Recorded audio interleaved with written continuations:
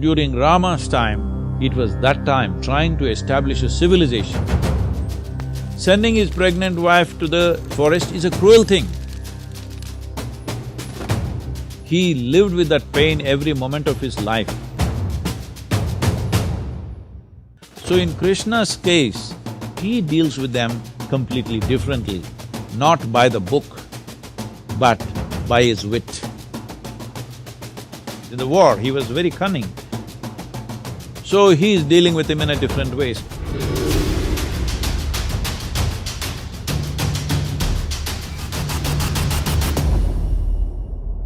Namaskaram, Sadhguru. Lord Ram and Lord Krishna were very different in their leadership styles. In my understanding, Ram would follow the books, whereas Krishna would not worry about the means if the end goal was right. Sadhguru, whose principles should a modern-day CEO emulate, Ram or Krishna? Well, I understand the basis of that question. Should I play by the rule book or should I play by my conscience or consciousness? Well, it depends on what kind of situations and what kind of roles you have to play. See, at the time of Rama, we call him Rama in southern India, okay? You cut off his name Ram. In Tamil Nadu is Raman, okay? So, when it comes to Rama, he is playing by the book because you must understand at that time, one continuous conversation in that society is how to establish an order. So, Rama is at that kind of time when in this subcontinent, there was no described law. So one important dimension of his life was he wanted to bring order and civilization to that place. So he always talked about the thing, even if he saw it was very cruel what he was doing. For example, sending his wife back to forest the second time over, when she is pregnant, he knows it's wrong. He knows as a husband it's wrong, as a man it's wrong. But he is doing it because if I don't establish the law, who else will? If the king doesn't establish the law, all others will start doing their own things according to personal likes and dislikes.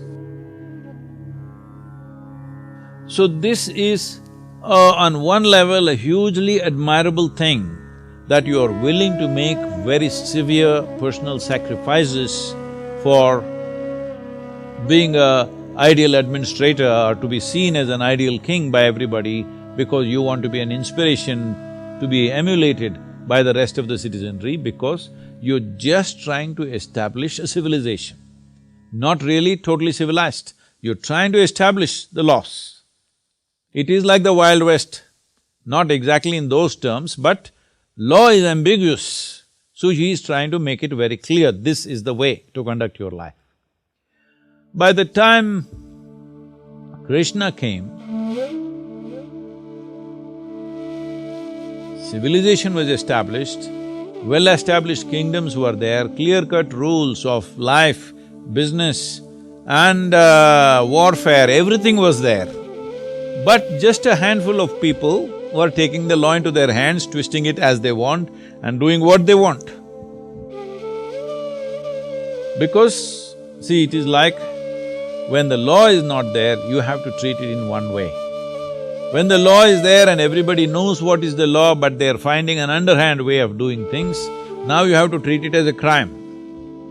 So how you treat crime and how you treat an outlaw, I'm trying to make a difference, there is not much difference, but I'm trying to make a difference because somebody is out of the law because he has no sense of law in his head. Somebody is a criminal, he knows what's the law and he's subverting it intentionally, all right? Not because of the compulsions of the situation alone, but he is by choice subverting the law.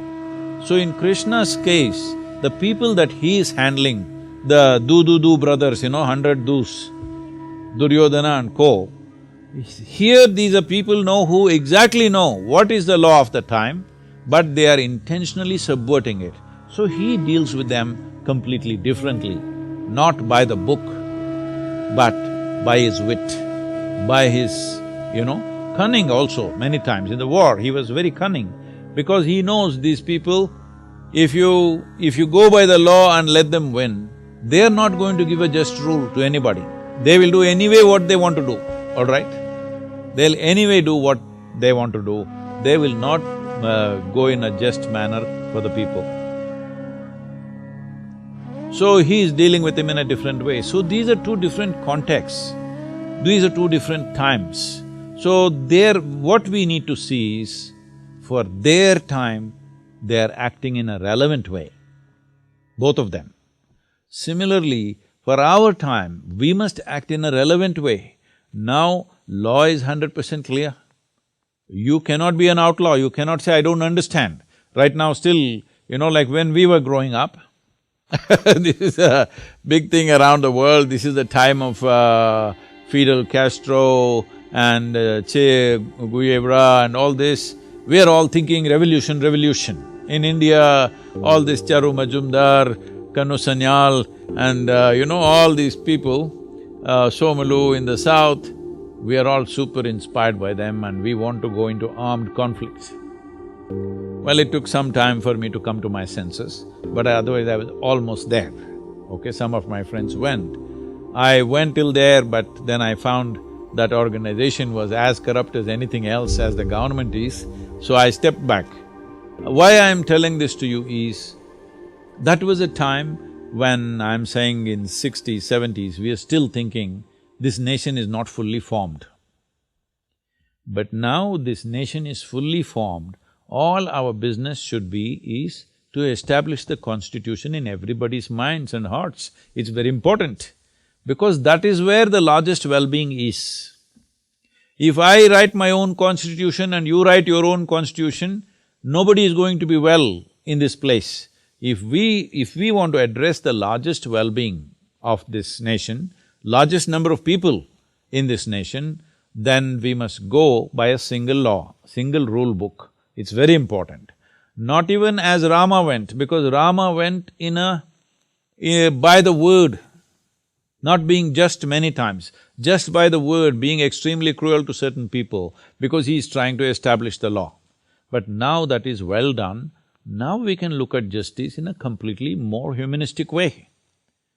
We can use the rule book as a guideline, that's what we are doing today in many ways. A few people have not come into the fold, unfortunately, but otherwise the largest population in the country is looking at the rule book as a guideline and apply the law in a humanistic manner. That is the idea of a rule book.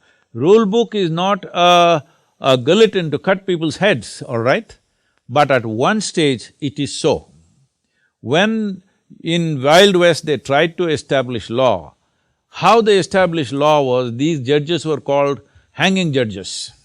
That doesn't mean they were hanging. For anything they were hanging people, just about anything. Daily hangings in small towns. In a town of a few hundred population, every day hanging, all right? Every day at least one guy will be hung. So hanging, they kind of established the law. Unfortunate, this happens to a country or a civilization when you're trying to establish a national identity or a civilizational identity in a very short span of time. When it happens over a long span of time, it can happen with much less cruelty, but when it tries to happen in a very short, brief amount of time, enormous cruelty will happen. This is what people call as revolutions, this is what people call as establishment of law, whatever.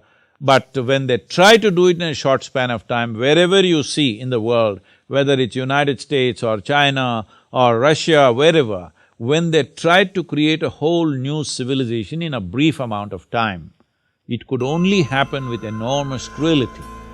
So during Rama's time, it was that time trying to establish a civilization, but not in such a rush as it's been done in modern times. They took time, so there was no that level of cruelty, but there was cruelty. Sending his pregnant wife to the forest is a cruel thing, very cruel thing for himself. It's not just cruel to his wife and his children, it's extremely cruel to him. With that pain he lived all his life. He was not somebody, he sent his wife away and he is happy. He lived with that pain every moment of his life.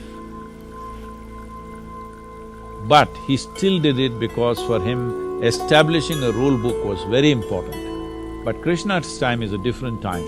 Our time is totally different time. So we must be current, we must be relevant to the times in which we exist.